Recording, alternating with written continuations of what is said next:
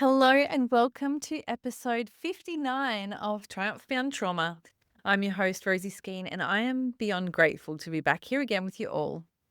Today, I have just one of the most incredible guests. Daniel Vincent is a former Australian Army soldier who served for 16 years and now champions the successful transition of veterans into civilian life. He's led the creation of scholarship and mentoring programs and helped shape pathways into industries like cybersecurity. As the chair of Trojan's Track and director of operations at Go2 Health, Daniel drives initiatives that support veteran wellbeing, education, and employment. Holding a master's in business and graduate certificate in mental health practices, he's dedicated to improving the lives of veterans and the communities they call home. This conversation with Daniel goes to all sorts of places, including Kokoda and microdosing, which is something that I've really wanted to talk about with someone for a while now. I just love learning how others move through their journeys and what paths they take, and Daniel is no different. This conversation is so insightful, and it was such a joy to sit and record with Daniel. So buckle in. As always, please manage your own capacity to listen to this episode. If you need to, please pause it and come back another time. Let's get into episode 59 of Triumph Beyond Trauma with Daniel Vincent. Welcome to Triumph Beyond Trauma, the podcast that explores journeys of resilience and hope. I'm Rosie Skeen, a yoga and breathwork teacher and founder of Tactical Yoga Australia. As a former soldier's wife, mum to 3 beautiful kids and a medically retired New South Wales police officer with PTSD, I understand the challenges of navigating mental health in the first responder and veteran community. Join us for incredible stories from individuals who've confronted the depths of mental illness and discovered their path to happiness and purpose, as well as solo episodes and expert discussions. Together, we'll uncover the tools to help you navigate your journey toward a brighter, more fulfilling life. Whether you're looking for helpful insights, practical tips, or just a friendly reminder that you're not alone, Triumph Beyond Trauma has got your back. You matter, and your journey to a happier, more meaningful life starts right here. Welcome to Triumph Beyond Trauma. I'm so glad that we could get the time to catch up today. How are you? I'm good, thank you. Awesome. It's what is it, Tuesday morning? So yeah, Nice and sunny too in both of nice our and sunny. spaces. Yeah, nice and sunny. Getting starting to heat up here in Queensland, which is good. So I enjoy the cold, but not enjoy the cold. So yeah. We usually start off with any service history that you've done. And I know that you were in the Defence Force for quite some time. So I'd love for you to talk about that and how you joined and what led you in that direction and a bit of your history if you'd like. Yeah, no, that's all right. So thank you. I was very much I joined the Defence Force when I was young. So I grew up in a Defence Force family. So my dad was Navy, and I look, was I always going to join the military? Yes, I was. So it was one of those things, and again, it's a military town where I grew up in Nara. So a lot of my friends, neighbours, all joined the military. So most of them joined the Navy. I ended up joining the Army, and I joined what?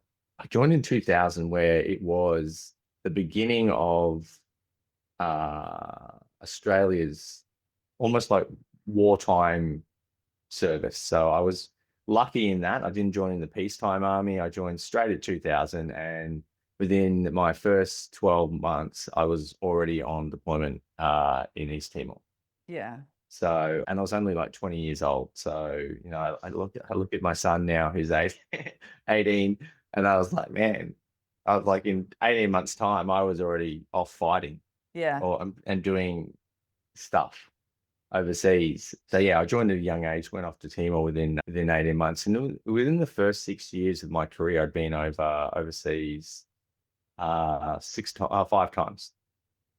So I was intense operationally focused. I was in the combat role, so I was actually direct entry into what is known as Commando Unit 2 Commando. Did a couple of years there. Went up to Townsville.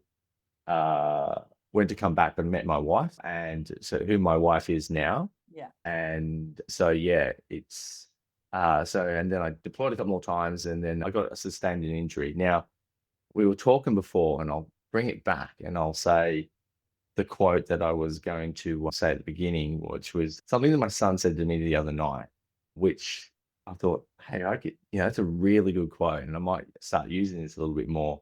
We were talking about his life. And he said, the ironic tragedy is that life needs to be lived forward, but only understood in reverse. Right. So everything I say, I can piece the dots together now. Yeah. But at the time, I was young, living forward, not aware, pulling it all together. So when I deployed 5 times, and then I sustained a severe injury, and I seriously hurt my spine overseas, and didn't know the effect of it all till I got home. And I was at home, and I was talking to my fiance at the time, saying, I can't feel half my leg. Is the air conditioning on? Feels like half my leg is really hot. And then I went and had a scan, and they actually told me to stop doing everything, and my world imploded because I was like leaving the military. I was looking at getting kicked out. Wouldn't know. I was being told I'd never run again. I had all these events happening really dramatically. So Can I just ask, uh, with that injury, yeah. had you not felt that half of your leg for a long time and just put it to the side Yeah, to yeah, be yeah, I put right? it to the side. So yeah, I was overseas. I was on Yeah. operations, and when I did it, I was like, I lost actually feeling in both my legs straight away for about 30 seconds. So let's bring it back. Like, yeah, it's not a small incident. And I was No, like, it's oh, not. freaked out. And then my mates were laughing, and then they realized it was serious. And I'm the commander, right? So I'm like, once it came back, I went over and saw our medic, and I made the decision. I was like, we're about to fly up into the mountains. I'll just keep going. I'll be fine. I can walk. Yeah. So, and then I did that for about nine weeks. And then it's when I came home to finish my officer selection stuff. I started noticing, because it was just the pain. And I was just like, yeah. And then, yeah, I noticed it. And then they scanned me and told me to stop doing everything because they needed to uh, assess me. And I had to go to a neurosurgeon, orthopedic surgeons. And I was like, oh, God, this is serious. Like, how bad is this? And yeah, so I lost my office career, and then was facing medical separation. But I did 2.5 years of rehab Wow. because I had a really good neurosurgeon, and he said, "Look, hey, do you want to have surgery or not surgery?" And he explained both, Sorry, you said it was and a neurosurgeon? yeah, Yeah, neurosurgeon. So right. doing a disc off, yeah, like either ripping my disc out or playing with my spine, and so he's playing with, and the way he described the rehab phase fascinated me more for who I was. Like he said, it's going to be longer and harder, but your body will remember if you get it right. So I went, okay, let's do the rehab phase because I'm not a big fan, and unless it's acute and I need it, surgery, I can do this. And I did, yeah, 2.5 years. It was hard, but I am where I am now because of it, right? Like I learned to run again.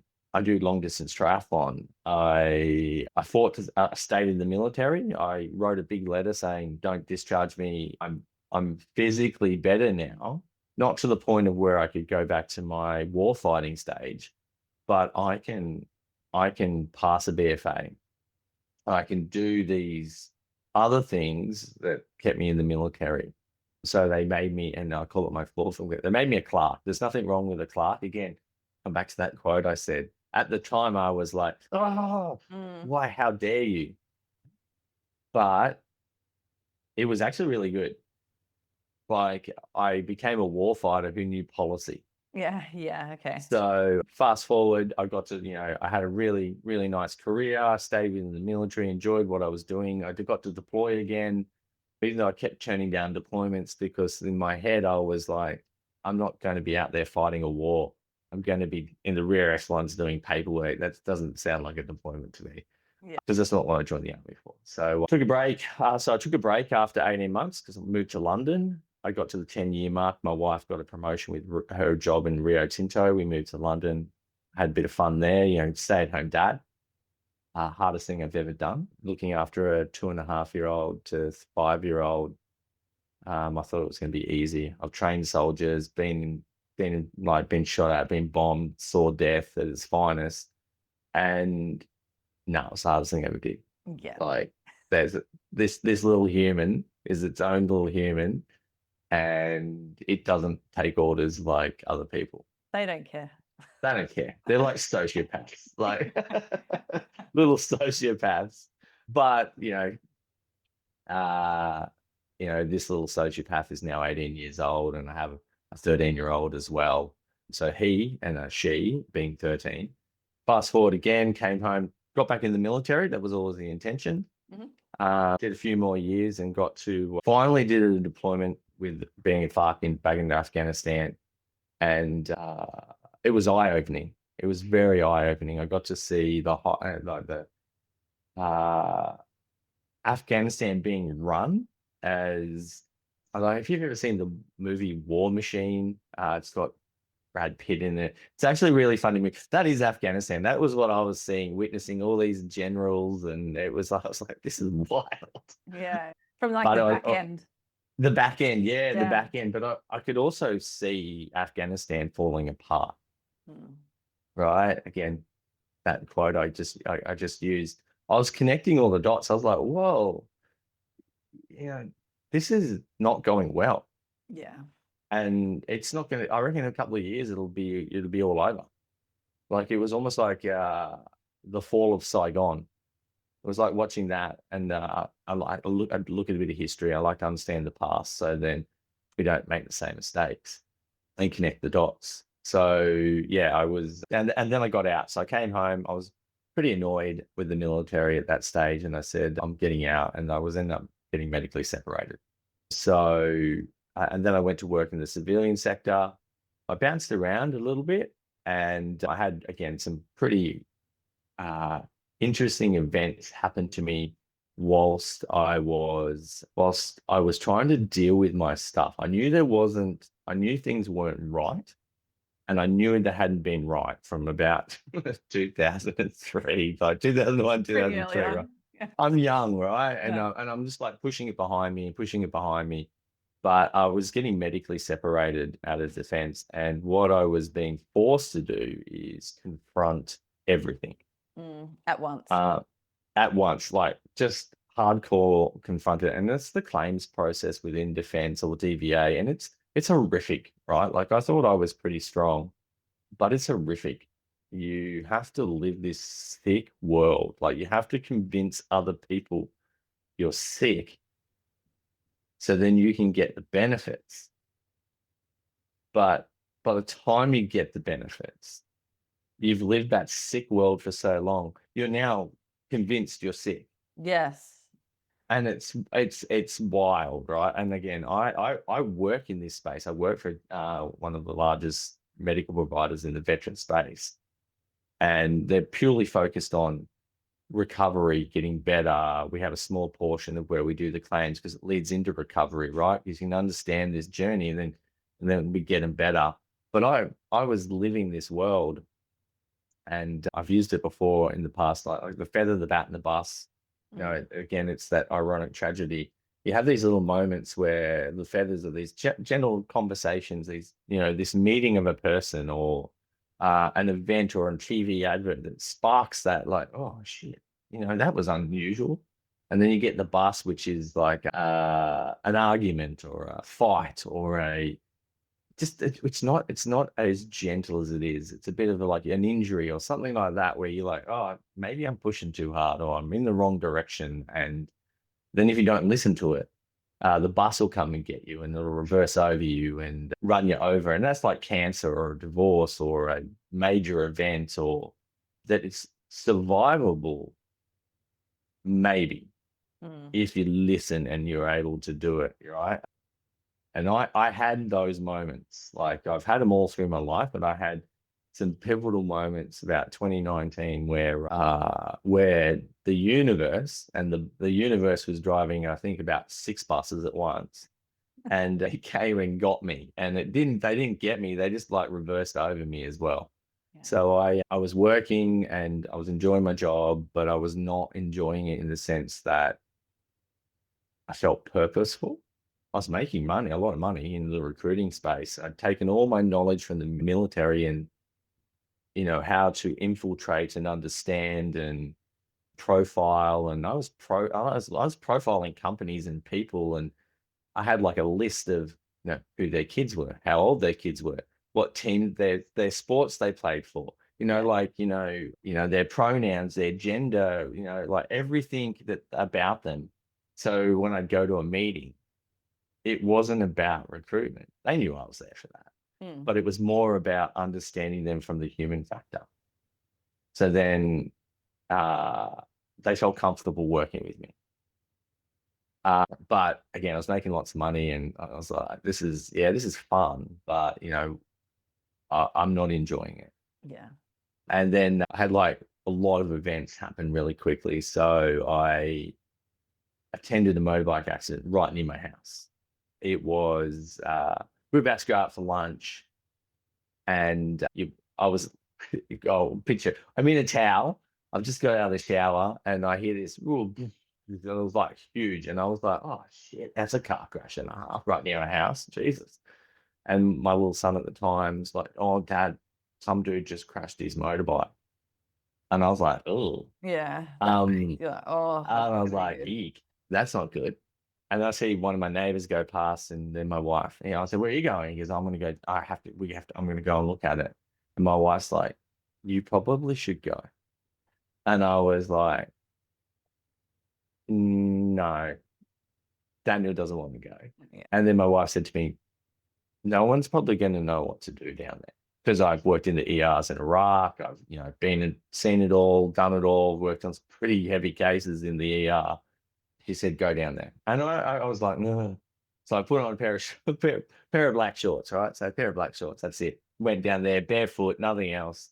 I got down there. It looked like an IED had hit this guy. Oh. So it was pretty horrific. And I just slipped into that mode.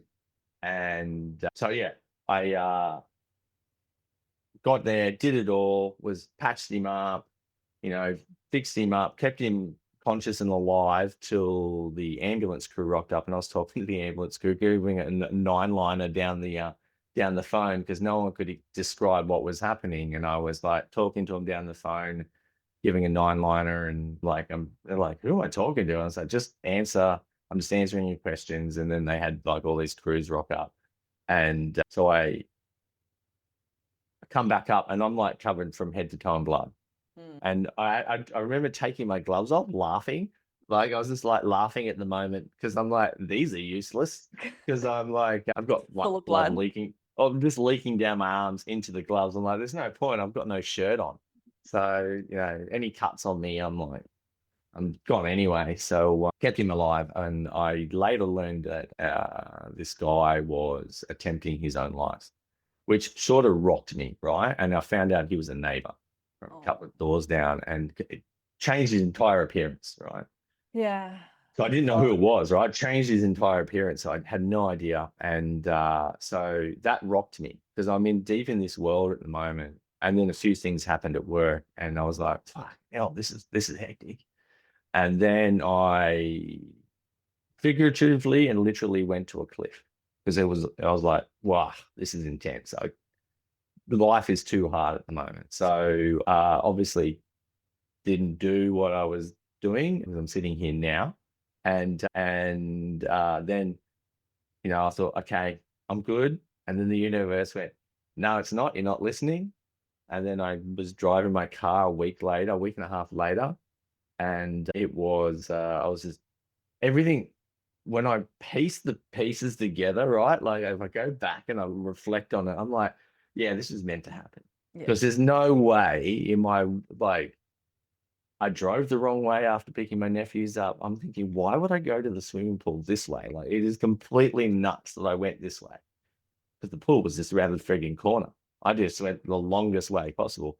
And then a dude ran out in front of my car, and he came through my windshield, and he was alive. And I got out of the car, and it was, I wasn't speeding where I live. It was where I was coming from. I wasn't speeding. And because I'm a cyclist, and I ride that road, and I'm like, well, traffic's heavy.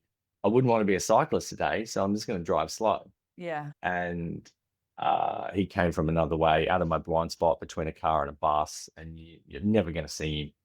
And yeah, and the only thing that saved me, there was a motorbike police guy behind me, and it was like no skid marks, nothing. It was just like boom, boom. I was like, what just happened?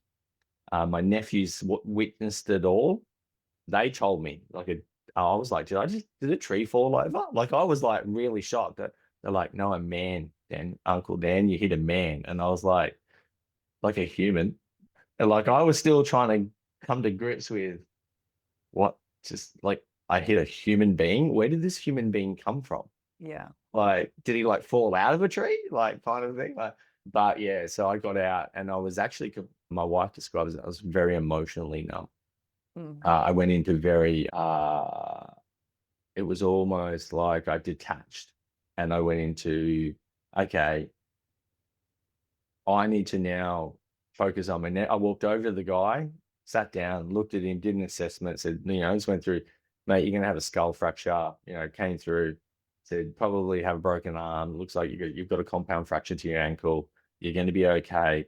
Right now, I can't care about you. I got to care about my nephews. Rang my wife, and I laugh and I say, "Rang my wife," and she's like, "You got to come and get our nephews." She's like, "Why?" I said, "There's been an accident, a pretty big one. Come and get the boys. I'm gonna need to deal with the police."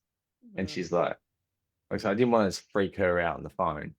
And then I got my nephews, got them on YouTube, watching funny stuff. I had a work and a personal phone, so I gave them both. I was like, "You guys watch whatever you want on YouTube right now. I need to talk to the police and the ambulance and all that stuff." So, and what made me laugh is one of the cops rocks up, and I remembered her. She didn't remember me straight away, and she's like, "Oh, your name?" And I was like, "Oh, Daniel Vincent." She's like, "I know that name." I was like, "Yes, you do. You were at the motorbike crash the other week." She goes, "Oh my God, you're the dude on the ground that kept the guy alive." And I was like, "Yeah." She goes, "Fucking hell, you're having a shit couple of weeks, aren't you?"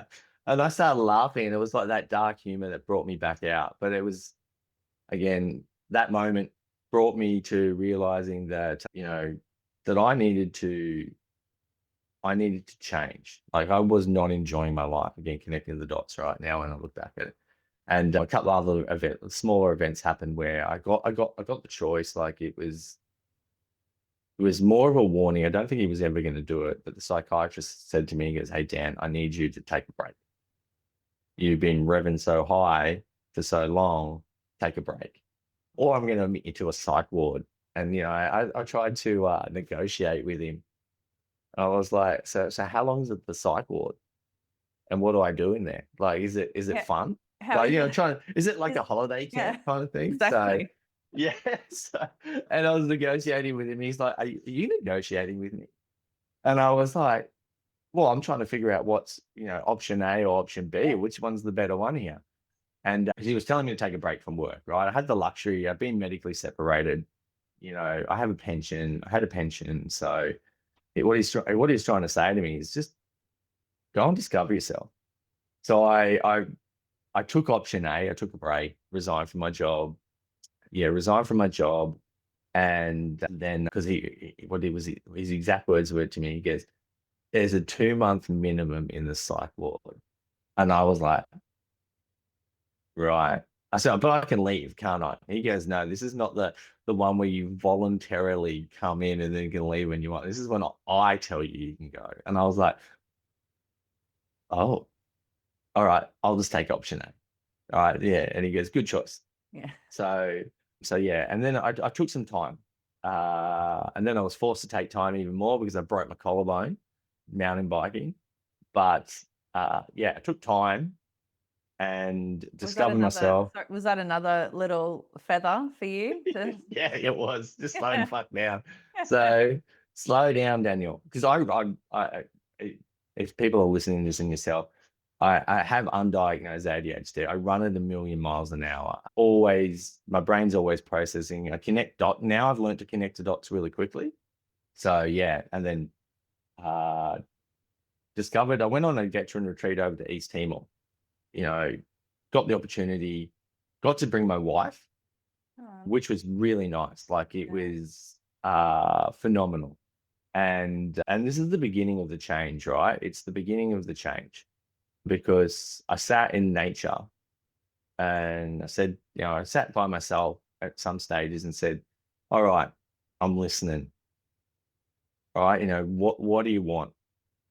I've had all these, I won't talk, traumatic events because it's, that word's thrown around way too much now. Everything's traumatic, Yeah. you know, oh, I didn't get me coffee. I was traumatized because they put the wrong milk in me fucking coffee. I Like, was about to say the exact same thing. The milk in the coffees. I'm traumatized. like it's Yeah. not traumatic, mate. Like Right. and again, it's adversity, and I'll get Yeah, into I like how that. it's adversity. Like, and I also, oh no, this gets me in a bit of trouble when I say this, but it's also the word resilient, right? It's overused. Like everyone goes, adversity. I talk about it as, did you learn to walk? Have you had heartbreak? Have you like fallen over? Have you done all these things, right? Because you are resilient, right? You are resilient. You just forgotten, right? Yeah. You've just forgotten that all these adverse things have happened potentially to you, but you've gotten over it. Like you 100% have, of the time up until now because you're here, yeah, right? you're here, right? You're right here at this moment. Everything has led you to this moment. Now, again, we were talking earlier. If you go back and you start looking at all those connection dots, you're like, oh, wow, that's right.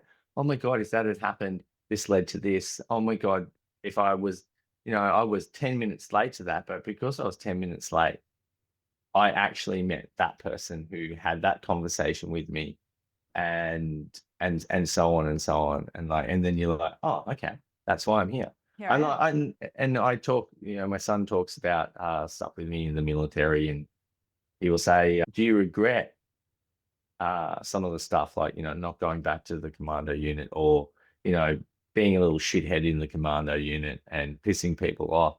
And I was like, oh, a small amount, but if I had stayed there, you wouldn't exist. Mm. And I could possibly be dead like a couple of my mates.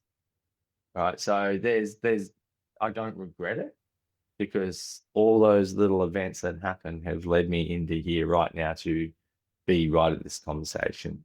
So yeah, so I look at it as adversity, and I just said to the universe, all right, let's go. This is what I want to do. I want to get back into my community. I want to start helping people, looking at self-sacrifice again, because I started to understand why I joined the military, right? Like it wasn't, and I did like hypnotherapy, I did heaps of things. And when I was young, I was a little bit extroverted, but I'm an omnivert. If I do like personality testing, Yeah. I'm a 49-51. So Wow. yeah, and I'm like that across all the Myers-Briggs. So I sit very close to one another, almost chameleon through the personalities. So I'm an extrovert, but more I get my energy from being alone and doing my own thing So and would not. you like go to say an event and really enjoy it, but then afterwards need to just be Yeah, quiet for quite a while? Because I really yeah, resonate with that. Like my husband said to me once, wow, it seemed like you really enjoyed that party tonight with our friends. I'm like, oh, 100%, but I can't do that again for like 2 months. yeah. I'm like that. So I've had to extrovert for the last month and a little bit, Yeah, okay. with Kokoda, with Yeah. coming home, going to a conference, and then going down. And I just said to my wife, and then we had barbecues in between that. I'm like, I'm done. Yeah. I'm done. Like I seriously just need my time. Like, Batteries. as much as I want to hang out with people, I don't want to hang out with people. Yeah. But yeah, so I look at adversity, right? So I look at all these events, and then this cascade of opportunities just came down my pathway. Once I started to become consciously aware of, the ironic tragedy of life, that I'm now starting to piece things together, and I'm starting to listen, and I'm starting to find and rediscover who I am. You know, these, conversations started having more, right?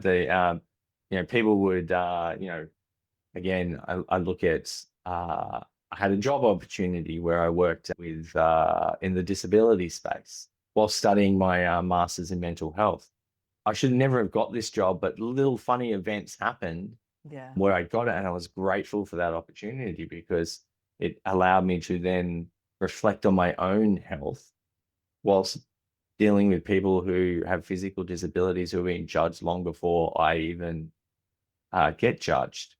And that was, opened up my eyes. And then I got an, and then, I was talking to a friend and saying, look, again, get me back into my community universe. How do I do this? And I got a phone call within 2 days saying, hey, can you come in and do something in this organization for us in one of the big ESOs? And I was like, Jesus, again,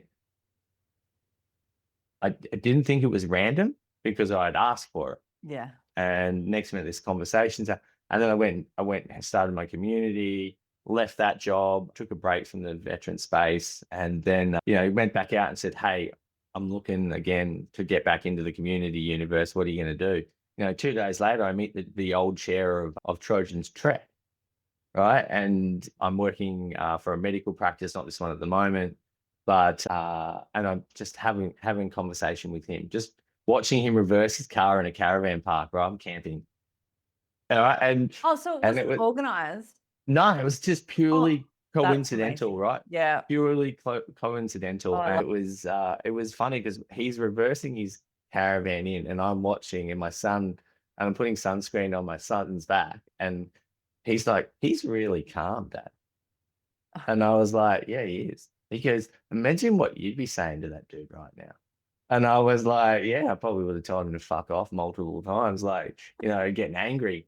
So, and I don't normally talk to people at caravan sites when we used to go camping because I don't know who I'm getting, and I don't, and I don't want to invite some people in where I'm just like, oh my God, you're like hardcore right wing, or you're hardcore left wing, or, like, yeah, oh yeah. Jesus, this is intense. But I went up and had a chat to them, just randomly took him a beer and a drink for him and his wife, and just said, hey, awesome, awesome work on staying calm. Yeah. And that's how it started. And then 2 days later, I was just having a conversation with him, and our connections were so like, he was saying, oh, blah, blah, blah, I work in the veteran space. I was like, oh, yeah. And then he mentioned a few names. I was like, oh, God, I know them. And then he was like, really? And I was like, yeah, yeah. And then he mentioned something else. I was like, oh, actually, I actually know about that event. And he goes, oh, I said, what do you do? And he was like, I'm the chair of Trojan's Track. And I was like, I actually know that organization. And he goes, right. And then he invited me to a trek and then invited me to the board. And the rest is history for that. I was like, so all these events have led into it. Again, Go2, I worked for another organization, and then I resigned from there and went in. And I've known the boys from Go2 for years, like for about 10 years. They, I met them when I was doing triathlon, and the base physios were no good. And my mate said, Go2 Health. They're amazing. I was like, I don't even know who Go2 Health is, mate. So who are they? And I went and used them, had a white card, went and used them, and saw their physios and stuff like that. So how I met them is I just went in and said, hey, I'm doing Kokoda this year with Trojan's Trek. Guys interested in sponsoring it. They're like, yeah, we'll come. Do you want a job? Like, are you working? How's where you're working? I said, I don't work there anymore. They're like, oh, really? We're looking for someone to do operational stuff. Do you want to come in? And I was like, I'm not looking at that time. I wasn't looking for a job. I actually wanted to take 8 months off and chill, but my wife and kids were like, no, Dad, piss off. Get Like, out of the house, please. get out of the house. Everyone's calendars. This is freaking us out. We've got nowhere to hide. Yeah. So yeah, and that's it. So it's all the dots came together. So yeah, and to right now, and where everything is humming really quickly. But I did go on a journey because I know you wanted to ask me about psilocybin. I do, So yeah. It's not yeah, something, like I said to you before, like, it's not something I've had anyone talk to me about on the yeah, podcast, and I'm really interested in it, so I'm sure that other people would be yeah. interested to hear about your experience with it for sure. So I'll talk. So how I got to that point was so COVID happened, Yeah. and I was on antidepressants, and I was trying to get off them because they were terrible, and I didn't like them because I was emotionally numb. And I caught up with a few of my friends because, again, in Queensland we were lucky. I don't think COVID existed in Queensland. Like, Hot. we were out every day partying and, at kids' sports. I sat and Jess, whoever's listening to Melbourne, I really feel sorry for you because I used to FaceTime my mate at my son's football match because he wanted to just be, watching football. And so I met up with a few of my mates and they were all happy and laughing.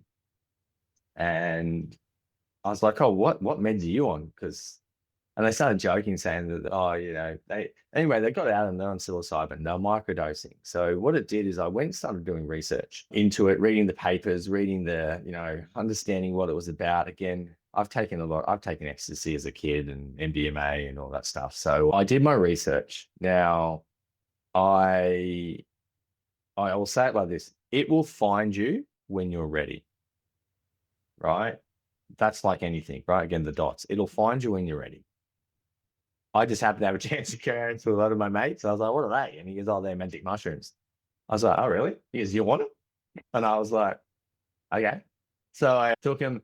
I took small doses, right? I took micro doses just to test it and see what it was like.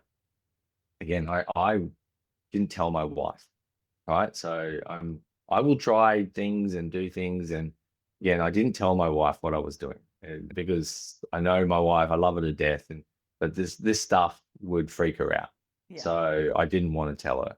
I have Also, told like, her. you didn't just start taking them, like, handfuls of them, like, like No, you said, you've done your research, right? yeah, done my research, Yeah. talked to a lot of friends about it, started small, did a few, did a bit of microdosing, small doses, go mow the lawn, have a philosophical debate in my head, fix the world's problems in my head whilst mowing the lawn for 3 hours on this microdose. Then I got to the point where I was like, you know what? I'm actually going to do a heavy dose. All right, so this is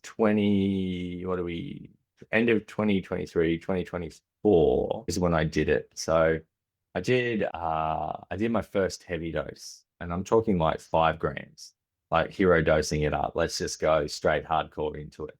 But I'd done like half a gram, and I was like, okay, I think I can cope with this. And I've written a blog on this of my journey. So I had Yeah, I'm gonna five. link to it. Yeah. So I had 5 journeys, and first one was all about my daughter. Ooh. It was all about my daughter. Like wherever I was, like, because I like closed my eyes, put some music in, and wherever I was like, it was like I could hear people talking to me, and I could see figures. I couldn't actually see them properly, but I could see the figures. And then it was like shade sales of my daughter, young, older, until she's like an adult. And I was like, well, and I experienced everything it was to be a young girl growing up in today's society. Mm. Right. I was experiencing all of that of her life and what it's like to be a young girl. And it was really humbling. And in the blog I talk about it was like falling in love all over again, but non-romantical, right? Like not in that sense, but this admiration for this young girl navigating this world. And so I came out of that, and I have had I had a really amazing connection with my daughter, right? And I've had conversations with her, and this different kind of perspective, right, with her. I did another heavy dose, and it was all about my son, right? Again, very similar approach for my son. What it's like living in my shadow. Wanting and navigating this world of masculinity as a boy in this world, right? And trying to, so coming out of that, I've had conversations where I never thought I would go with him. And stuff I never had with my dad. Not that I wouldn't even talk about this stuff with my dad now, right? Like they're talking about masculinity and femininity, and again, he's able to have these conversations, like drop those quotes on us, and how to navigate life, and so things I never thought I'd have. Then then the third one was about my wife. So there's a theme running here, Yeah. right? So there's a theme, and then it was my wife, and it was pretty intense. Like I lived everything that I had done to her, felt all her pain. I felt all her pain, what it was like to be a woman, and her experiences of working in like a masculine environment where she was, being pushed aside, and I felt all this pain for her. And it was like, I, I got to the point where I was so engrossed in her, I actually thought I was her. And I got really confused in my own identity, to the point where I had to bring myself out of the closed eyes environment. I had to ring I had to ring one of my friends, and because I always tell people, close friends, that I'm doing this. Yeah. Because I did it alone, right? So, people do it with other people. I don't like being around people on this stuff because it's my journey, Hmm. but I will tell certain people that I'm doing it. And I rang them and I just started laughing down the phone, and they knew straight away. They're like, "What's going on?" And I said, "Who am I? Like, who am I?" And they're like, "Who do you think you are?" And I said, like, "I'm pretty sure I'm Daniel, but I'm really confused. I think I'm Jen." And then we had a bit of a conversation about it and had a bit of a laugh, yeah. But after that, I had a really amazing connection with my wife. Right? And I still haven't told her this stuff, right? So, there was like moments where I was sitting on a couch and I'm watching telly and I'm thinking something, and then she starts talking to me about it. And I'm like, shit, did I say that out loud? And again, she doesn't know this, right? Like, at this stage, she doesn't know. And there's moments where I was like at home on my day off, and I'm making lunch, and then I just walked off and started cleaning the washing machine filter. And to me, again, connecting the dots, to me, it felt like, I was like, why the hell did I do that? My wife comes home, Jan is her name. She comes home and says, "Oh, a new washing machine. Do you know where the filter is? And we haven't cleaned it." And I was like, oh my God. And I was like, "Yeah, I cleaned that today." When were you thinking about it? She goes, "Oh, it was about 12:30 around lunchtime." And I'm like, holy shit, I just randomly walked off and started cleaning the filter. So and again, that experience, like everything that my wife, Jen, and I have been through, we've been through ups and downs, and pretty horrific moments. And after that, like that moment, it was, again, there was that whole falling back in love. Like, I felt her pain. I felt what it was. I had utmost respect for her as a woman, as a mother, as everything. So it was like, we don't get angry at one another as much anymore. We sort of, we respect each other's. No, I need a break. Like, it's okay, cool, do that. And don't get me wrong, we've had arguments. Again, once I told her about this, there was Oh, arguments. Don't get me wrong. So we've had arguments and done that. And then the fourth time was all about me. yeah, nice. It was, oh, that's not nice. Not It nice, was I know, but you no, got it there. was, wow, it was 7 hours of just pure torture. Oh my Yeah, it God. was. I It was gonna was ask now. how long they last. 7 Well, hours? like, yeah, like, depends on how you do it, right? Like, it's like, I won't say how to mix it and stuff like Yeah, that. yeah, People can do their own research. yeah, No, so they 7 hours of just yeah. pure Daniel, and it was facing everything. Like, you're an asshole. This is who you are. It's pure ego death, right? It was, shut up, Mm. shut up. And my subconscious at the forefront yelling at me. My ego was getting, one of my other blogs, I talk about the ego and the super ego. They were just attacking one another. Right. So, and my ego was just getting pounded, like, because at the end of the day, ego is what drives you. Right. And that's what happens. So I suffered a complete ego death, and I came out of it going, okay, I know who I am. I know what I want to do. I was doing Trojan Track at the time. I was enjoying where I was working, but I just, all I want to do is give back, self-sacrifice. I want to go back to this Daniel who, it's not about Daniel.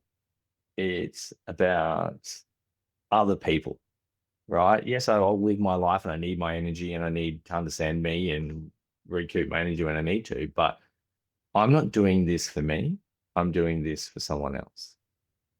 Right. And I sort of came up with it. Coming out of it is, it's when I'd given up all hope for a better past. Right. There's nothing I can do about the past.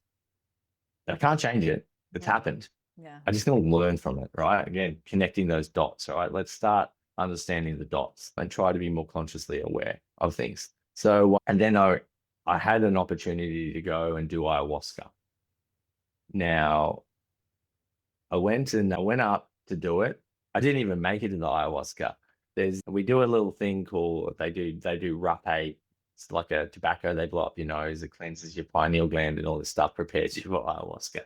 What happened to me? So every time I do tobacco, I get really sick, and like I will like if I have a cigar, I get head spin and like want to pass out. I've done dip before. I passed out for 14 hours. So I probably should have been a little bit Yeah. aware of what's about to happen to me with this rapé. And if you've seen Marvel Doctor Strange, there's a part where they punch his soul out. She punches his soul out of his body and he goes on this like universal journey. Mhm. So he blew it up my first part of my nose, this shaman guy, and I was like, holy shit, I don't know if I'm ready for this. I'm already in panic stations. DEFCON 1 is firing. I'm watching other people around me. They're like breathing and listening to music. And I'm like, holy shit, man, what I don't know if I'm ready for this. And then he blew it up my second nostril. And it was like my soul jetted out of my body. I slumped and I went freezing cold. I just started sweating. I can still remember I was pissing sweat. And I'm like, I think I'm gonna spew. And I'm watching other people around me going up to do ayahuasca, and I'm like, I'm fucked. I don't know what's going on. And I am just freaking out in my mind. And he like gestured to go and do ayahuasca. And I looked at him and the world turned upside down. And I was like, I don't know if I move, I don't know if I'm falling off the ceiling or the floor. Yeah. And I'm freaking out. And then I threw up and I just had this voice in my head, get comfortable, close your eyes. And I was like, okay, I'm just going to listen to this voice. And then I got comfortable, shut my eyes, and it was like I was instantly gone. Sickness was disappeared, and it, I learned about this later on from one of the people on the event. I was on a hill where to me I was on a hill, and there was lots of kids. I could hear kids' voices. I could hear kids running around, and there was this central voice talking to me. And it was just chatting. It was like, "Hey man, like how you doing? So why are you doing this?" And I was talking back, and I was like, "Hey, I just want to know who I am and why am I here and why do I exist?" And they're like, "Mate, we've shown you. We've shown you. This is our warning to you. Right? Enough's enough. We've shown you what you need to do. You understand why you're here. You don't need to be shown anymore. This is our warning. You do this again anytime soon, we're actually going to mess you up." And that was the warning, right? This is it. We've shown you, you're not learning. If you want to be taught, we're going to teach you even harder. So, what felt like 30 minutes to me on this hill with this voice and kids running around was like 3 to 4 hours. Wow. I was when I finally got brought back and it was like a triangle over me, I was like, where the hell am I? They offered it to me. I was like, nah. And then we had the opportunity to do other stuff the next day. We talked about our journey. I said, I'm going home. And they're like, hey, the shaman guy was, you're listening. Good to Yeah. hear. And I was like, oh yeah, I'm going to go home. And then it led to conversations with my wife, like, because she saw people were ringing me, like our phones are interconnected. So she saw people ringing me and she goes, So she rang me and it led to the conversation. I mean, she laughed and called me an idiot down the phone and just get home safely. And then it led to my mate. I was telling my mate about it. Again, you just said you watched the thing on the ABC.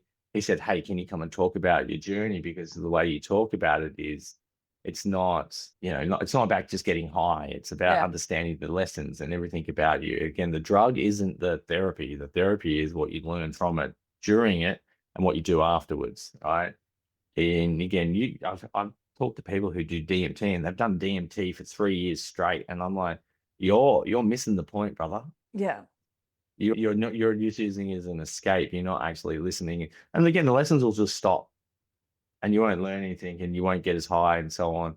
So yeah, I had so that's like my experience through it, and happy to talk to people about it, like and share my stuff, and say, hey, if I'm not going to tell you who to go and buy it from or anything like that. The But person you need to talk to.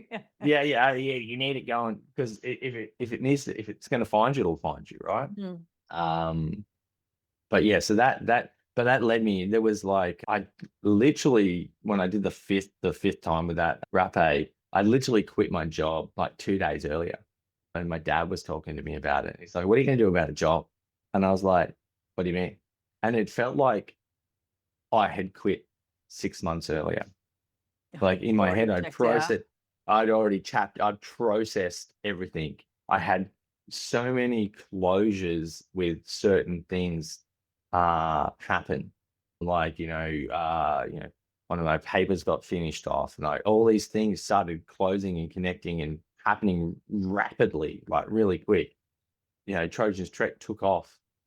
Like we were working with the Department of Veterans Affairs quite closely, and more people started coming on. Event, again, Kokoda started happening.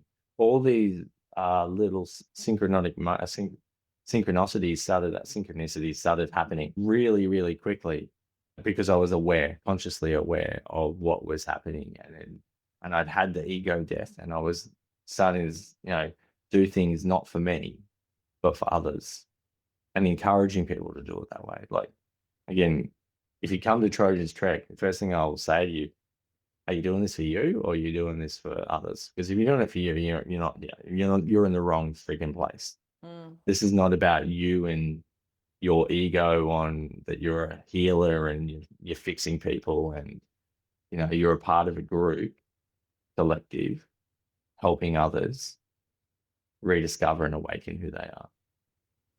So, but yeah, that's my journey through the psychedelic space.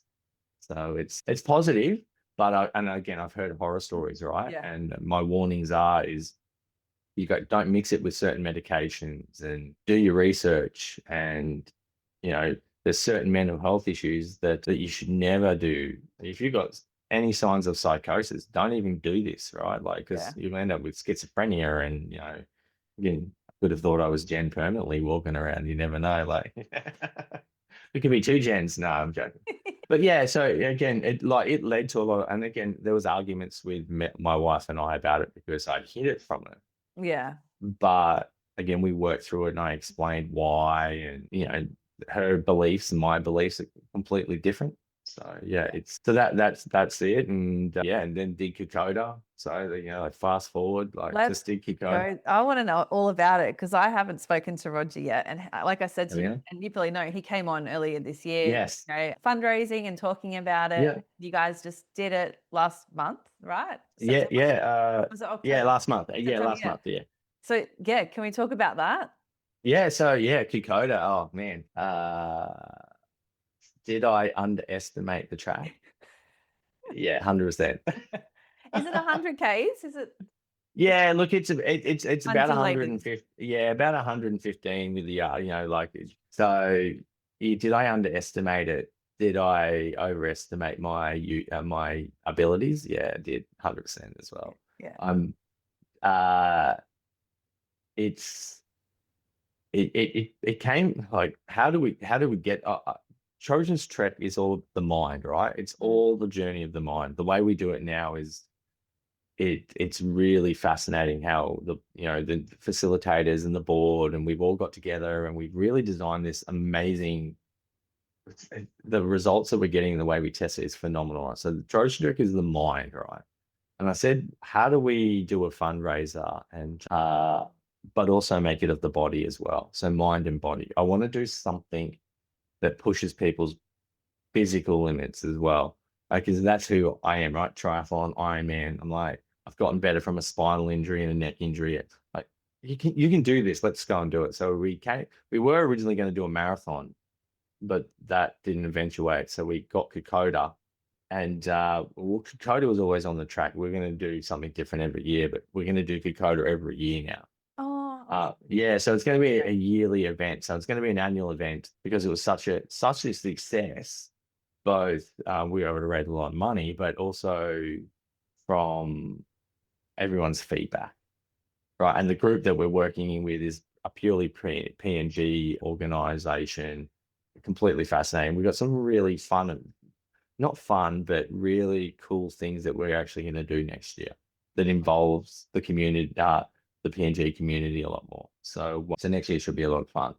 But yeah, so it is 8 days of holy shit. Like this. So for some unknown reason, again, okay. So when I say for some unknown reason, there is a reason, right? So we did it in reverse, right? Oh, I okay. We did the reverse. So we started OS Corner and we went to Kokoda. And it was like we were passing other people. They were coming this way. We're like, man, what is going on? Anyway, day one, it was just like, hello, welcome to the suck. Like it was hilly, it was raining, and I've got like little video footage of, like, because I'm video logged every day to my kids, and morning, night, and I I was at the end of the day, it's just pouring rain, and I'm like, this 7 days ago. Yeah.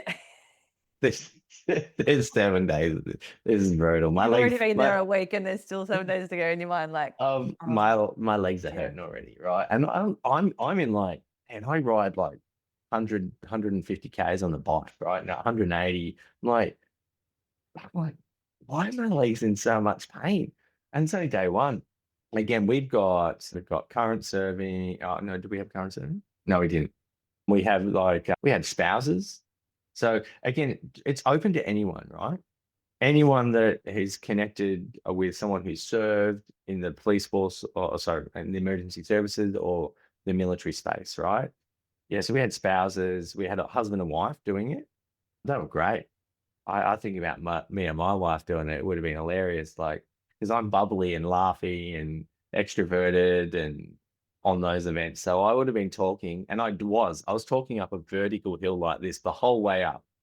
And I had one of my current bosses at Go2.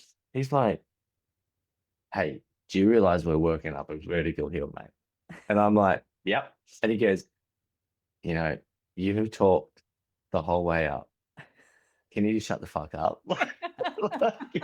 He's hurting, right? And I'm just fucking talking the whole way up this hill and singing and dancing. And then I would run ahead and run past the leaders and run all the way up the hill and then videotape them coming up, like record them, everyone, and they're just like, "What the fuck?"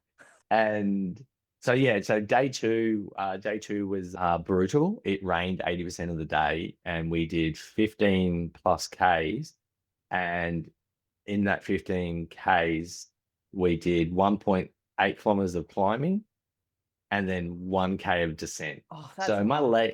my legs were caned. Like I didn't think they were going to work day three. So day three, we came into their village. So the local, our porters village. And again, the porters are amazing, right? These guys walking the track. They do it in like 2 days, 2 or 3 days. Like these guys, and they're doing it in thongs, right? Like some of them are doing it in thongs and bare feet, and they catch you. They know you're falling before you even fall, right? So they Yeah. catch you. And so we come in. So day three, come in their village. We're doing stuff, and it was where we had a bit of a rest day, so early day, rest day. And I was talking to Roger. We were watching all these other people come in on another trek coming in, and I was talking to Rog, and he's like, "Oh yeah, they look knackered," and I was like, "Yeah." He said, "Oh man, I'm gonna go to the toilet," and then I was like, in my head, I was like, "Oh, I actually have to go to the toilet. This is an emergency." So I took off, like I was like, and then I went to the bathroom and it was like the world fell out my butthole. And I was like, oh my God, that was not healthy. And then it was an hour or two later, I started shaking. Like I started getting the fevers, cold fevers. And then I was like, well, I got to go back to the toilet again. I'm starting to get panicky, right? Because I'm Yeah. really sick. And then I went and laid down and I was fevering, like I was pouring sweat. And then I was like, oh my God, I'm going to throw up, and I started throwing up. And I was like, what is it? Because the sun's gone down now. I'm not eating dinner. I'm throwing up. I'm back from the bathroom. Again, it helped working in medical practice. I told everyone to go and get the GP. One of the GPs said, go and get azithromycin, which is like an antibiotic. So I went I had some of that and I took it to stop the stuff, but didn't work straight away, and I threw up and went back to the toilet to about 1 or 2 in the morning. So I between 6 o'clock and 2 a.m., I was having debates in my head. Yeah. Like I was like, just make this minute. Like I was, you know, I was like, if I don't stop soon, I'm gonna call it because I can't, I've got nothing left. Yeah. And I think the azithromycin started kicking in, and I got about 2 hours sleep, and I woke up, and the next day, one of the surgeons that we had on the thing was like, "Hey, Dan, I've seen dead bodies look better than you did on that day." I said, day 4 was my hardest because I do a bit of a video blog to my family first, and I start crying because I have nothing left. I've been throwing up. I hadn't eaten dinner.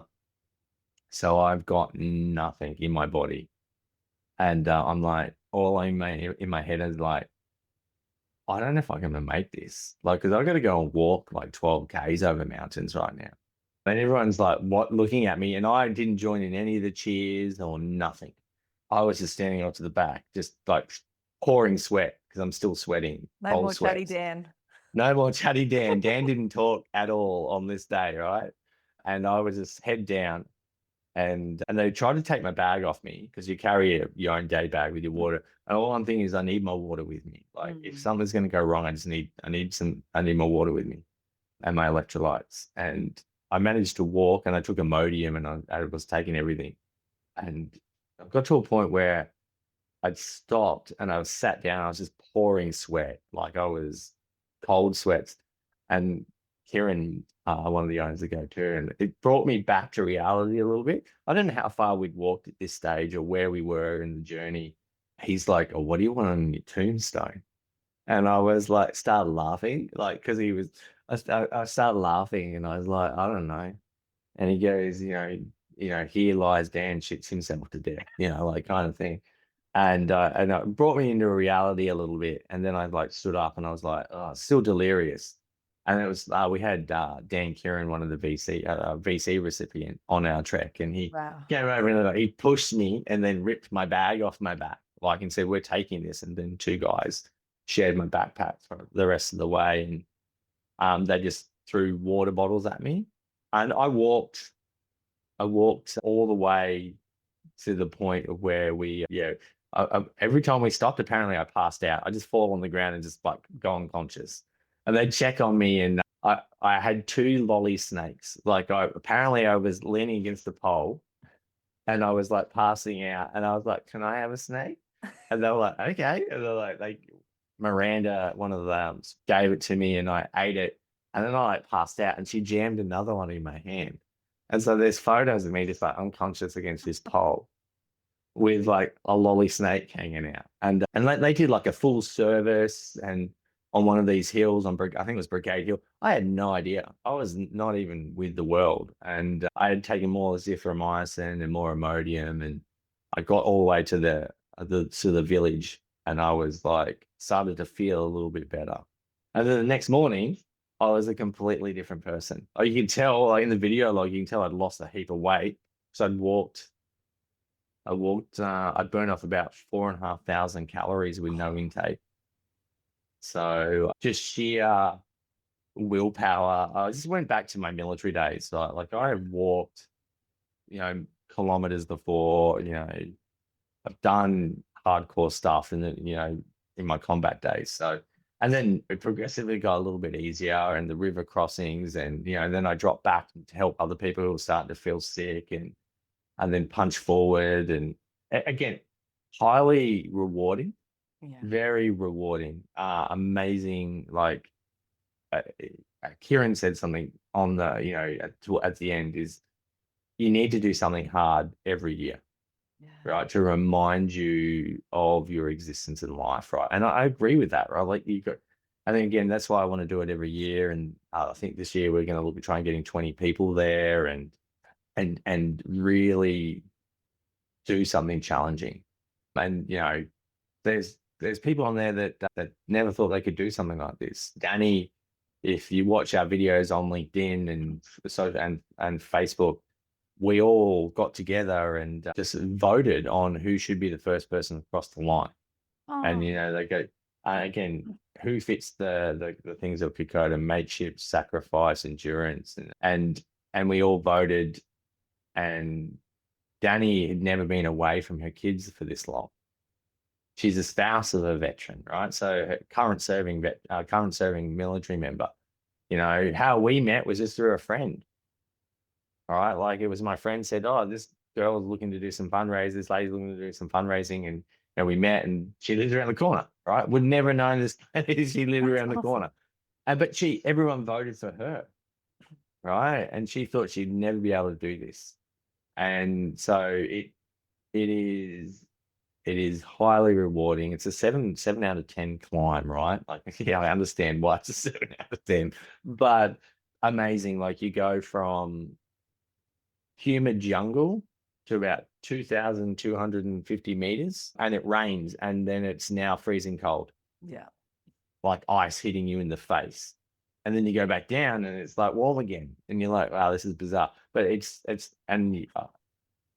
Kokoda's great in the sense that it made me look at, again, these guys are fighting through here and, doing fighting withdrawals and stuff. But it's, you know, I don't mean to dishonor those guys from that in this work, how I say this, and that's not in what, but we've got to look at Kokoda as more of a, not personification of war, but more of perseverance. And I'm going to use that word, resilience and drive. And, it's, the jungle makes you. And I always used to do Tully and all that stuff in jungle warfare. The jungle really shows you who you are. Yeah. Yeah, and I used to love jungle warfare because you'd actually see who a soldier really was. They're wet, they're hot, they're miserable, there's no sleep, they're a cooked human being, and their true nature comes out. Yeah. So the Kokoda, you actually see people's true nature, right? Who are they as a human being? Because you're knackered. You're not sleeping. You Mm. are very, like, you can't sleep because your legs are sore and your body is aching and you are getting pushed to your band. Everyone will cry. Like, as much everyone had their cry moments. Again, I did. I cried on day 4. I cried a lot, but it's that, yeah, that drive, and it really shows you that life is pretty good. We've got it well, like, again, oh no, they screwed up my milk and my coffee. Yeah. It's Ask for traumatic. oat milk.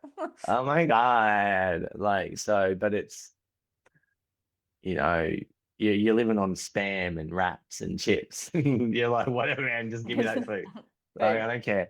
It's food. But yeah, you realize that we're rushing around, right? And not connecting those dots and not really understanding what life is. We're living this fast-paced, erratic world, Connected.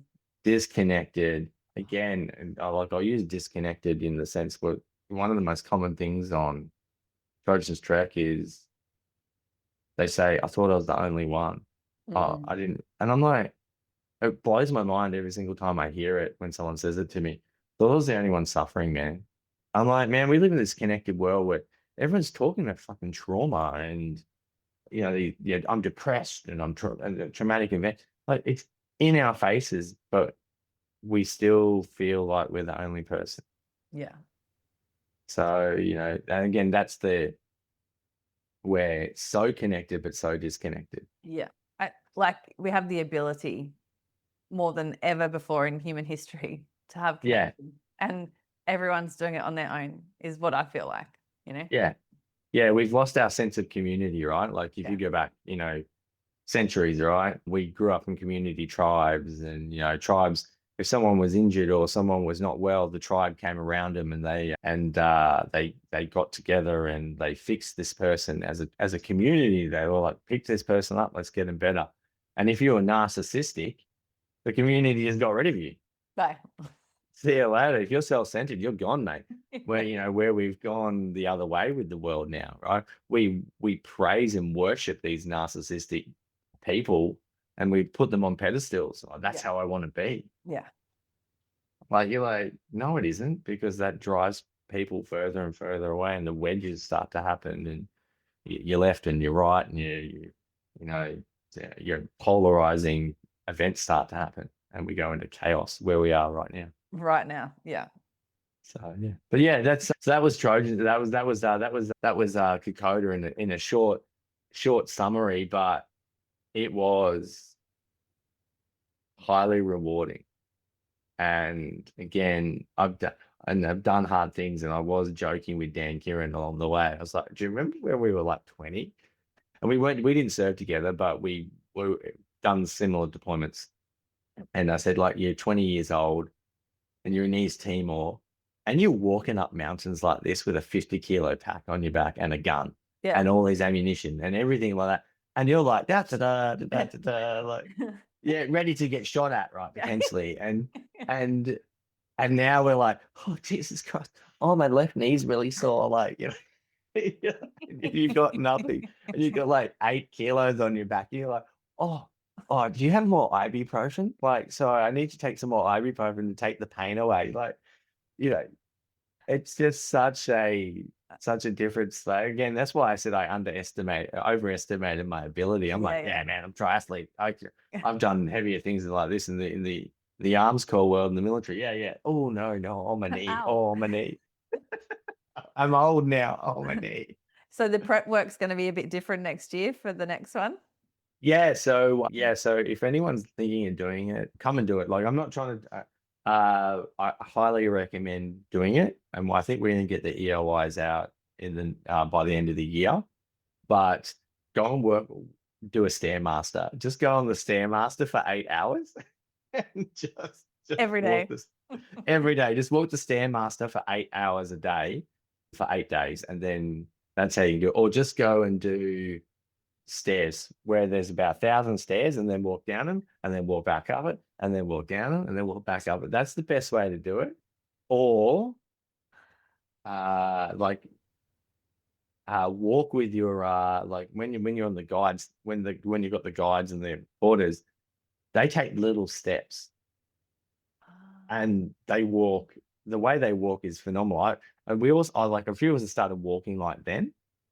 Yes. And it was like your knees didn't get burnt out, your ankles didn't get burnt out, because we're used to taking big steps and bounds, and they're just taking little steps and they're moving so quick. But yeah, There was that just reminded me of like the Cliff Young shuffle. Have you? Yeah. Yeah. Yeah, I do that at Ironman. I do little steps in Ironman because I'm like, oh man, I can't stride out yet. Yeah. The Cliffy Shuffle. Yeah. That's it. Yeah. Yeah, the Cliffy Shuffle is, they do that. It's they do little steps. They got massive, their calves are just like they're like rocks. I'm jealous of their calves, right? Because we had a little bit of joke. Everyone goes, oh, what did you see much on Kokoda? I was like, yeah, my porter's calves. Like, Watch them for 8 days. Yeah, I watched it for 8 days, because sometimes you're like looking down, trying not to fall over and slip, and that you're looking at the person, but you do look around, and it was just a little joke. What did you see today? Oh, my porter's calves, or the person in front of me's calves and butt. So that's all you saw. But no, you saw heaps of other stuff. But yeah, when we come the other way, we're going to go the normal way.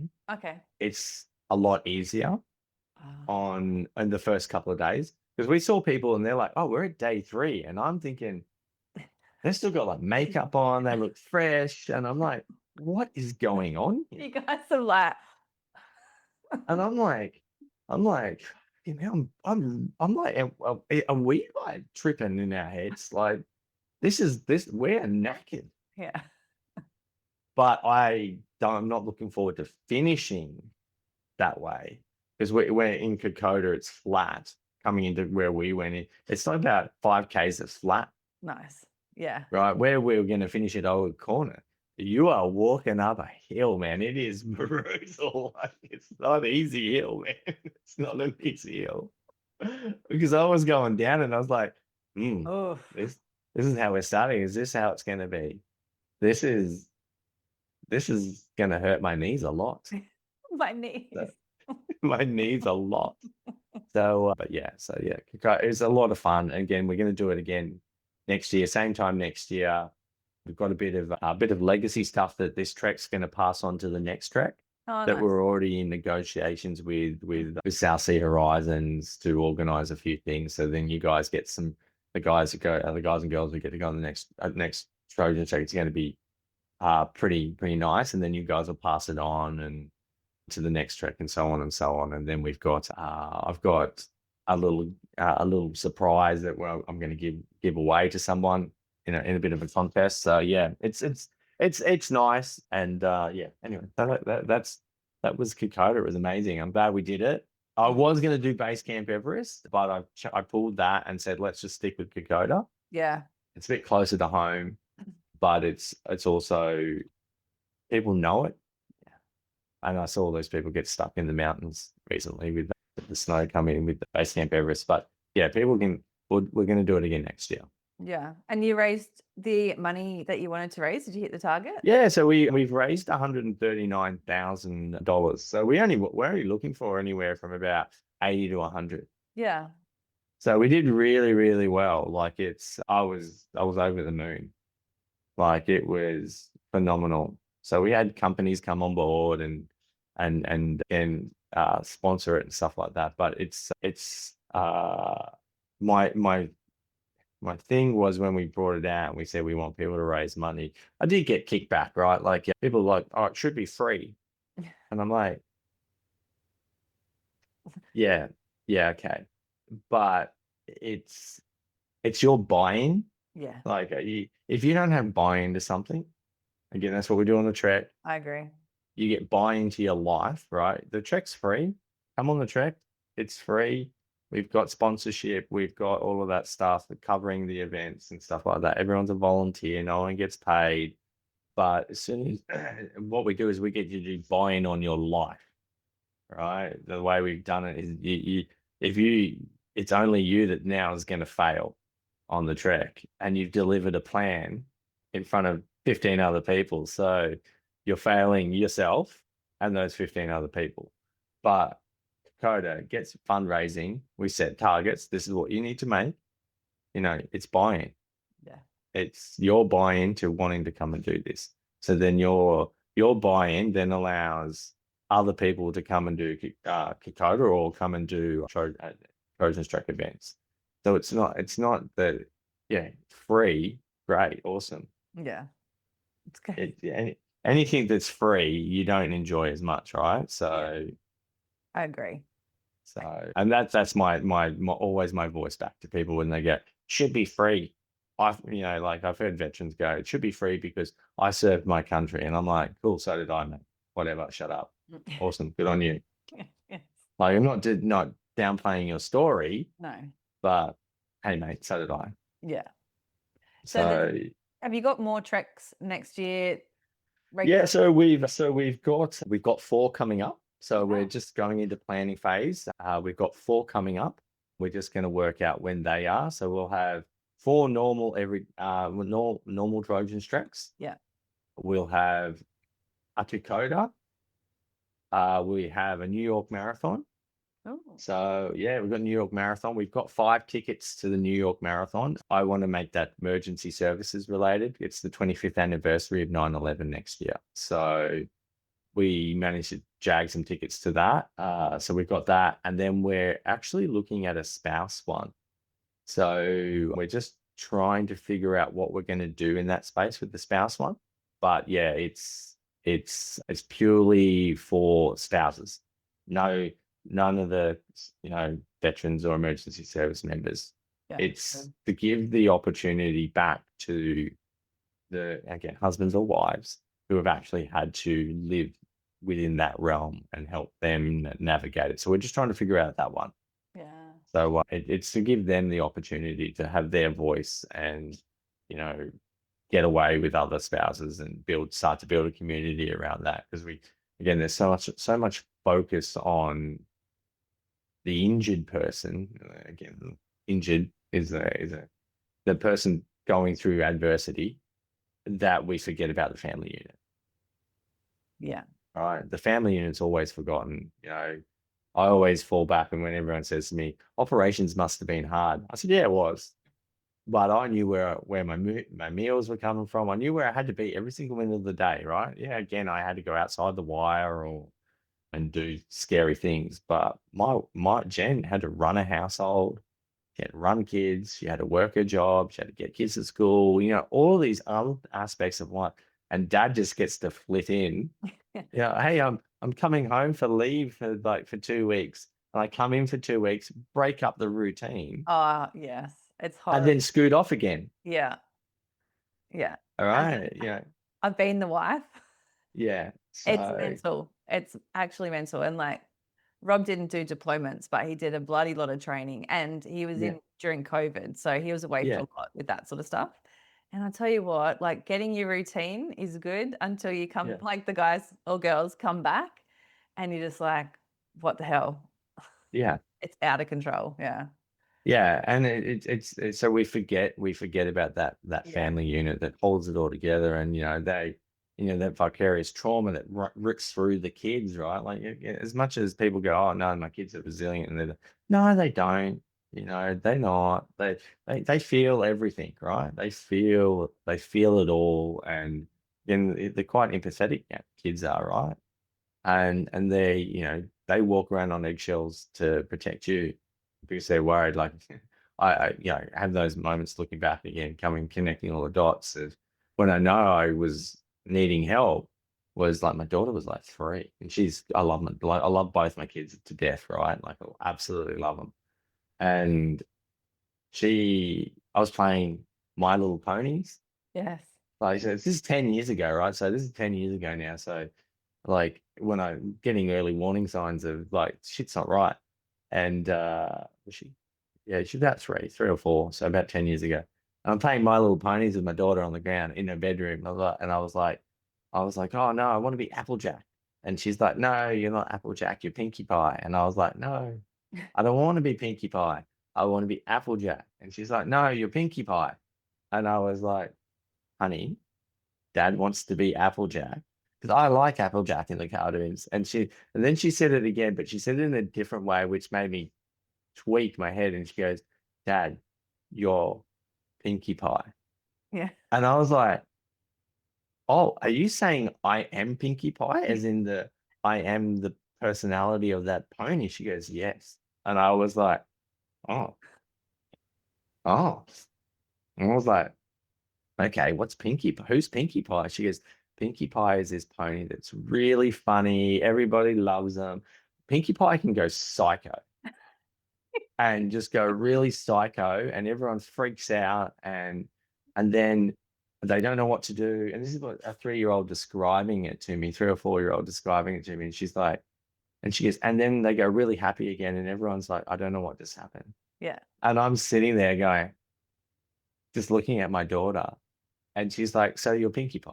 And she just There you go. throws me the pony back, right? And I was like, okay. And I looked at my son and I was like, hey, mate, am I? He goes, I'm not commenting. Like, I talk to him now because he's got a deep voice, but he's a little high pitched voice. But I'm not commenting. And then I walk out, Jen is in hysterics.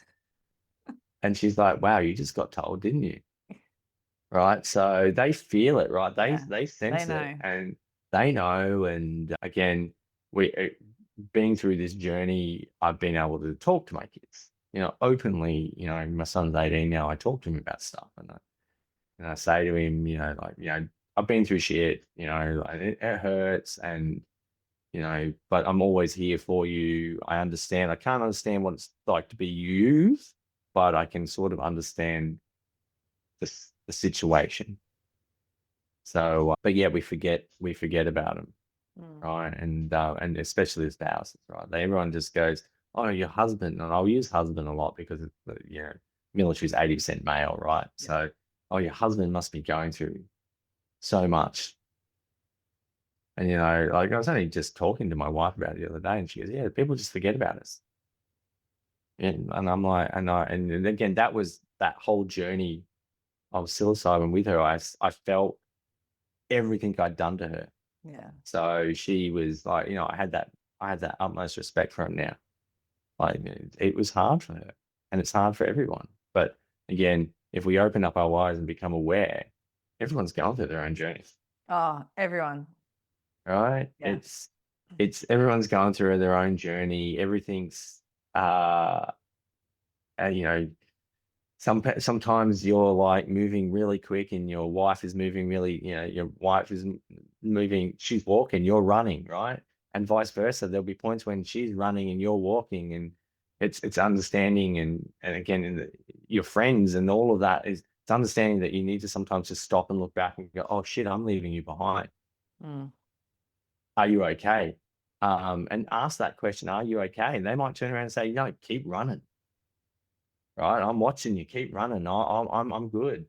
Or they might turn around and say, hey, I need some help. So you turn around and you go back and you give them a hand and you pull them up. It's again, we come back to that narcissistic world we put on that pedestal at the moment. And my wife Jen will be saying, I use that word too much. But that self-centered approach, we're driving so far forward, and forgetting about everyone else, when we just need to take that step back and go, okay, I'm doing pretty good right now. And look behind me and go, how can I help? I'm succeeding, right? Like, but I'm succeeding, but I didn't succeed by myself. I'm succeeding because of, again, all these moments in life that have happened that have led me to this point. Well, how do I turn around and give someone else that opportunity? And again, that's what Trojan Trek's all about. It's about waking them up and giving them that opportunity to see how amazing their life is and everything.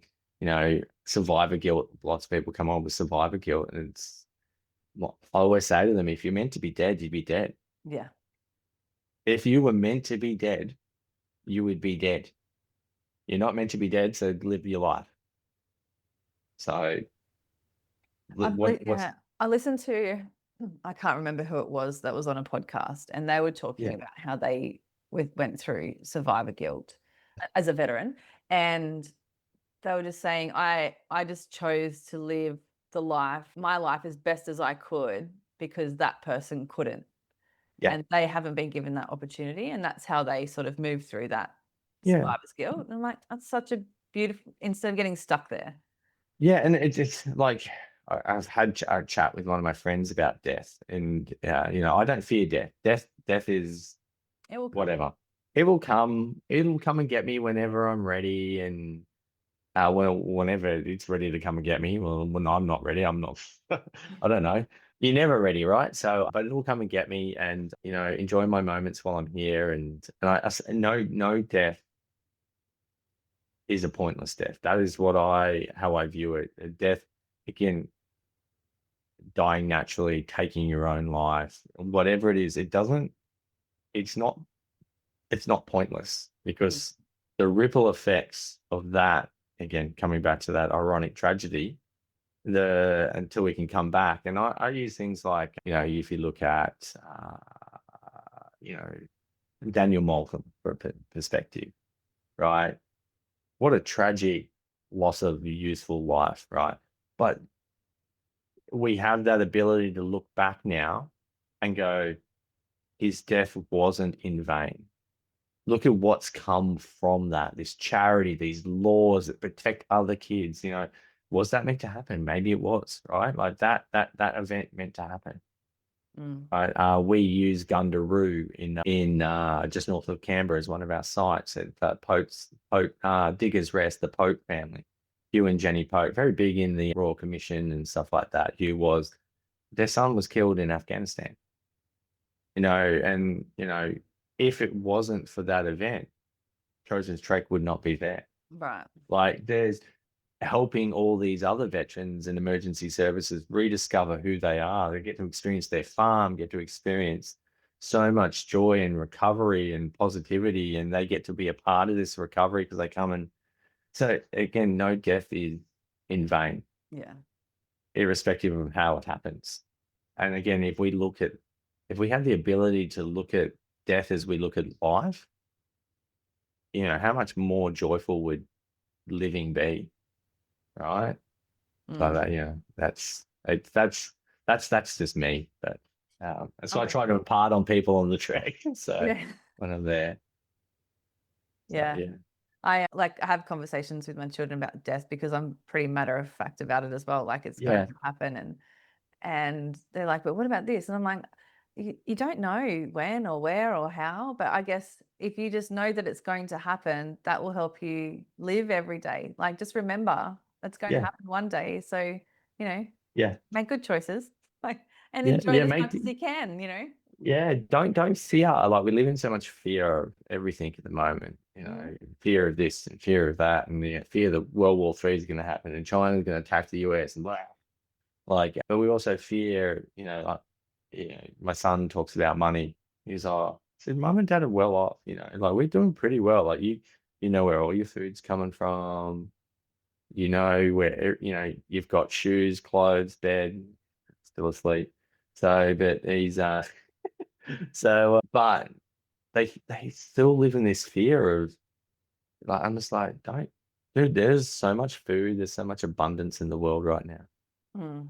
So, but yeah, it's one of those things where, yeah, I don't understand it. Like, just let's talk about death like we talk about life. It's something joyful. It's something to almost honor. And my daughter asked me a question: do I fear death? Like she asked me, she goes, do I fear it? Or am I afraid of it? No, I said, no. Oh, no, it wasn't that what she says. Because we, every now and then I get to have conversations with her where it's just her and I. And she asked me if I feared getting older. Is it Mm. scary being old? And I was like, wow, what a question. This is the questions that she asked me. Like, and I'll ask her questions back. And I said to her, no, it's not. I said, because the longer I'm here, the more I get to experience this time. I said, I get to watch you grow up. I get to experience, like another sunlight. I get to experience the moon. I get to experience everything around me. The longer I'm here, the more I get to experience. And I said, so don't fear getting older. It's a blessing. Yeah. It's actually a blessing to get older because you're getting to experience a vast. So when I die, this time of Daniel is done. Right? I die and go wherever I go, but this time of Daniel is done. So the longer I'm here, the more I get to experience Daniel or Dan, and I get to experience you as Grace, and blah blah blah. I said, if we come back again to this realm, maybe I'll be the daughter and you'll be the dad. I mean, she has a joke about that. I said, you get to tell me what to do. So, but I don't fear it. I don't fear it at all. I just enjoy waking up going, okay, I'm alive. Yeah. I'm alive. I've got this day ahead of me. What's it going to entail? I don't know. Some days where I think I'm like going to work and I'm going to do all this amazing stuff, and the world gets turned upside down. Yeah. Like what's happened at work at the moment, like the industry's getting shaken up, which it needs to be shaken up a little bit. So it's been an intense couple of weeks at work. And like, as much as I'm like, yeah, it's going to be a great day, I'm like, oh, well, the rules have just changed again. So like, let's spend the next 8 hours ripping up all the plans that we've designed and starting from scratch again. So it's just, let's just enjoy every moment, the ups, the downs, what, if you believe in good, there has to be bad, vice versa. So whatever's good is going to be bad. Yeah. So just be in the moment, laugh it off, go walk a mountain, Go do Kokoda. go do Kokoda. And yeah, so it's yeah, that's everything. So Yeah. again, I bring it back to that quote: the ironic tragedy, life has to be lived forward, but we only understand it in reverse. You know, everything I've done has led me to here, this conversation with you, Rosie. Everything I'm doing is going to lead me to somewhere else, but I'm starting to be more aware of the dots, so I don't have to look at it as so much in reverse. Yes. I can actually try and catch the dots before they happen, or be cognizant or conscious of the of the dots as they're happening. Yeah. Like, oh wow, that conversation is, or it's like, hey, that links to that. So be aware of that. Yeah, I love that. That's such a great point to finish on. Yeah. This conversation, I can say, is probably one of my absolute favorites because I feel like we're on a very similar wavelength Yeah. with how Yeah. we think about things. Yeah. So thank you so much for your time. No, that's all right. I look forward to seeing you on Kokoda though. Look, I said to Roger, my grandfather actually did Kokoda in World War II. And Yep. it's always something that's been in the back of my mind, like not a Yeah. bucket list thing, but something. So I was, Yeah. as you were talking, I'm like, maybe not next year, but maybe the year after. It's Yeah. something that I might join you guys on. And I think I definitely would love to do a Trojans trek maybe next year too. So we'll talk about Yeah. that. But Yeah. We'll talk about that offline. I just love, I love Trojans trek and everything that you guys are doing there. I think it's an incredible charity and you're doing wonderful things. And obviously you're doing wonderful things with Go2 as well. And all the Yeah. things that you're putting your energy into, which is so good for the people that you're Yeah. giving to, you know? So thank Yeah. you. Thank you. No, thank you. No, thanks for having me. And thank you for what you do as well. I hope you've enjoyed today's episode. If you have, make sure to hit subscribe so you never miss any new ones. We release fresh content every Tuesday. And while you're there, take a moment to leave us a review. I would genuinely appreciate your thoughts. Don't forget to connect with me on Instagram and Facebook at Tactical Yoga Australia and share this episode with your friends, family, and workmates to spread inspiration. Your support means the world. My name is Rosie Skeen. Join me again next week for another empowering and positive episode of Triumph Beyond Trauma. Until then, be kind to your mind and trust in the magic of your consistent and positive efforts. Triumph beyond your trauma is closer than you think. Have the best week.